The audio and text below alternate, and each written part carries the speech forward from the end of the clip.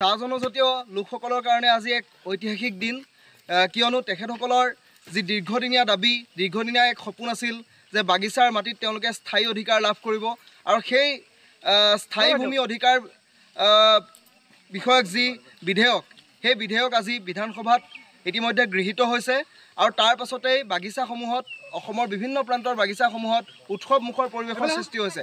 মই উপস্থিত আছোঁ খুমটাই গৰঙা চাহ বাগিচাত। এই গৰঙা চাহ বাগিচাৰ বাবেও আজি এক ঐতিহাসিক দিন আৰু যিহেতু যোৱা 200 বছৰ ধৰি তেখেতসকলে এই বাগিচাত বসবাস কৰি আহিছে আৰু তাৰ লগতে খুমটাইৰ বিভিন্ন প্ৰান্তৰ লগতে আজি ইয়াতো এক উৎসৱমুখৰ পৰিৱেশৰ সৃষ্টি হৈছে। মই সমগ্ৰ দৃশ্য মোৰ সতীৰ্থক মই দেখুৱাবলৈ অনুৰোধ জনাইছোঁ যে ইয়াত দেখা গৈছে যে চাহ জনজাতীয় লোকসকলে ইতিমধ্যে তেওঁলোকে কাম সামৰি আহিছে আৰু আজিৰ দিনটোত তেওঁলোকে আনন্দ উৎসৱ উদযাপন কৰিব আৰু বাগিচাই বাগিচাই আজি তেওঁলোকৰ বাবে এক যি মনোৰঞ্জনধৰ্মী অনুষ্ঠানৰো আয়োজন কৰা হৈছে আৰু সেই দিনটো তেওঁলোকে আজি বিশেষ দিনটো উদযাপন কৰিব।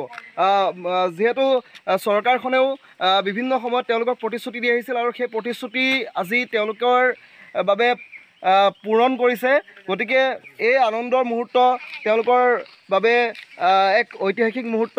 মই পোনে পোনে দুজনমান ব্যক্তি আছে তেখেতসকলৰ পৰা চাহ বাগিচাৰ গৰঙা চাহ বাগিচাৰ কেইজনমান সচেতন ব্যক্তি আছে, মই তেখেতসকলৰ ওচৰলৈ আহিছোঁ। মই প্ৰথমতে আপোনাৰ ওচৰলৈ আহিছোঁ, কি ক'ব আজিৰ দিনটো আপোনালোকৰ কাৰণে এক ঐতিহাসিক দিন। মুখ্যমন্ত্ৰীগৰাকীয়ে প্ৰতিশ্ৰুতি দিছিল চৰকাৰ গঠনৰ পূৰ্বে, এইবাৰ সেই প্ৰতিশ্ৰুতি ইতিমধ্যে আপোনালোকৰ বাবে পূৰণ কৰিছে। কি ক'ব, কেনেকুৱা ধৰণৰ লাগিছে আজি? তাৰ বাবে বিজেপি চৰকাৰক অশেষ ধন্যবাদ। আমাৰ যি 200 বছৰীয়া দাবী আছিলে, আমাৰ যি আশা আছিলে, আশা আজি বাস্তৱত পৰিণত হৈছে। গতিকে ইয়াতকৈ আৰু সুখৰ কথা আমাৰ একো নাই। তাৰ বাবে আমি বিজেপি চৰকাৰখনক অশেষ ধন্যবাদ যাচিছোঁ। লগতে আমি অসম চৰকাৰকো, আমাৰ হিমন্ত বিশ্ব শৰ্মাকো আমি অশেষ ধন্যবাদ, আমাৰ গৰঙা চাহ বাগিচাৰ চাহ জনগোষ্ঠীৰ ৰাইজৰ তৰফৰ পৰা আমি বিশেষ ধন্যবাদ তেখেতক জনাইছোঁ। হয়, মই আপোনাৰ ওচৰত আহিছোঁ, কেনেকুৱা লাগিছে আজিৰ দিনটো আপোনালোকে কেনেকুৱা ধৰণে উদযাপন কৰিব? আজিৰ দিনটো আজিৰ বৰ মানে উলহ মালহৰ দিন। আজি বৰ ফূৰ্তিৰ দিন। আজি 200 বছৰীয়া যিটো সপোন আছিলে, এই সপোনটো আজি মানে বাস্তৱত আজি পূৰণ হ'ল। ইতিমধ্যে আমি সকলো গৰঙা চাহ বাগিচাৰ তৰফৰ পৰা আমি চৰকাৰক বহুত বহুত ধন্যবাদ জ্ঞাপন কৰিছোঁ। হয়, কিবা আজি ৰাতিলৈ কিবা সন্ধিয়াটো আনন্দমুখৰ কৰি তোলাৰ কিবা পৰিকল্পনা আছে নেকি? হয়, আজি আমি সকলো ৰাইজ মিলি এটা আজি ফূৰ্তি কৰাৰ এটা সিদ্ধান্ত ৰাখিছোঁ। তাকে আমি সন্ধিয়ালৈ আমি আয়োজন কৰিম বুলি আশা ৰাখিছোঁ। চাহ জনজাতিসকলৰ বিভিন্ন দাবী আছিল, তাৰ মাজতে আজি আৰু এটা বিশেষ ঘোষণা বিশেষকৈ খুমটাই সমষ্টিৰ বিধায়কগৰাকীয়ে কৰিছে যে তেখেতে যি 6 জনজাতিকৰণৰ দাবী, সেইটো এটা গুৰুত্বপূৰ্ণ সমস্যা। সেই দাবী দীৰ্ঘদিন ধৰি 6টা জনগোষ্ঠীয়ে, তাৰ মাজত চাহ জনজাতিও আছে, তেওঁলোকে উত্থাপন কৰি আহিছে।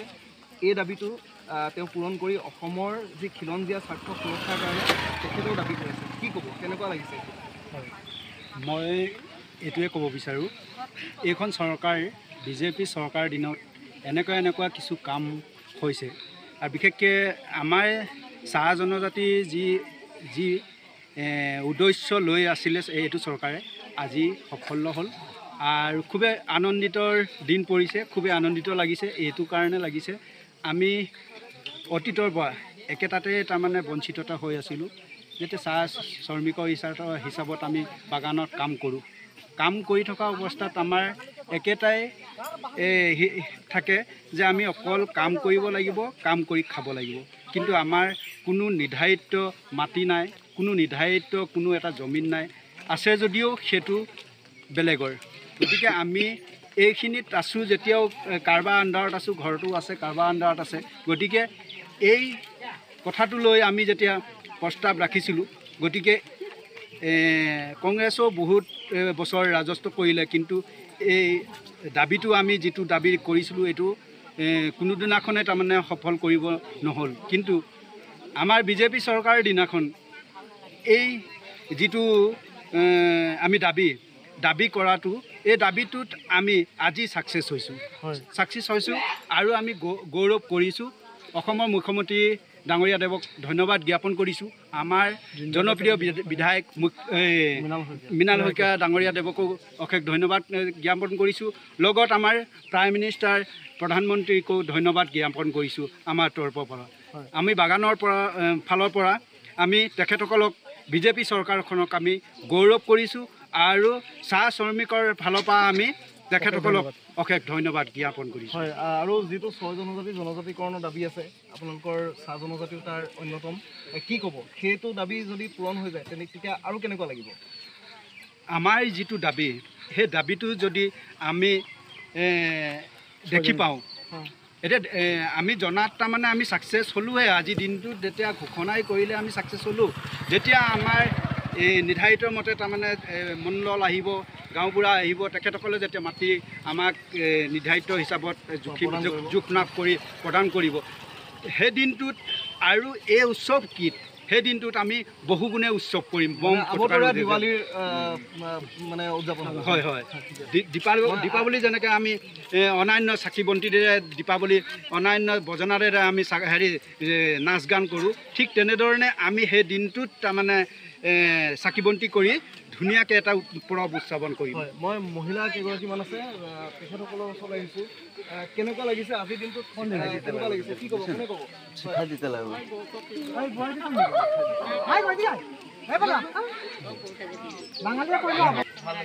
অকণমান ঝুমুৰ গাই দিয়ক,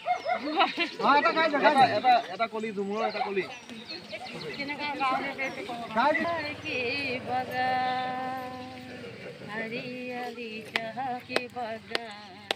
লগৰগিলা কৈছে পাৰেন গাই দিয়ক।